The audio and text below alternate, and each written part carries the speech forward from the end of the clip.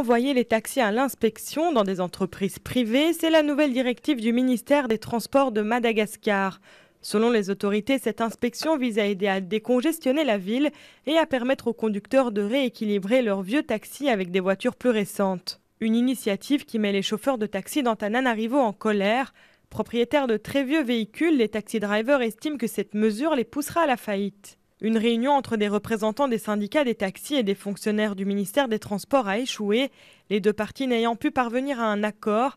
Des centaines de chauffeurs de taxi ont garé leurs voitures en signe de protestation, bloquant quelques routes principales dans la capitale. Il est vrai que les voitures que nous utilisons sont très vieilles, mais en raison de la situation économique actuelle, les exploitants de taxi n'ont pas les moyens d'acheter de nouvelles voitures. Si vous deviez effectuer des vérifications techniques sur toutes les voitures, vous constaterez qu'aucune d'elles n'est digne de rouler. Donc nous rejetons ce test routier qu'ils veulent imposer.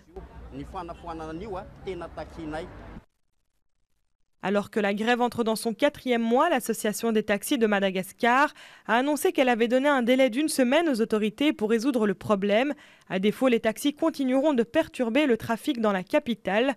En revanche, les autorités indiquent que les nouvelles mesures visent à améliorer et assurer la sécurité routière. Selon l'association des taxis, il y a actuellement 10 000 taxis opérant à Antananarivo, dont 7 800 sont autorisés à travailler dans la ville.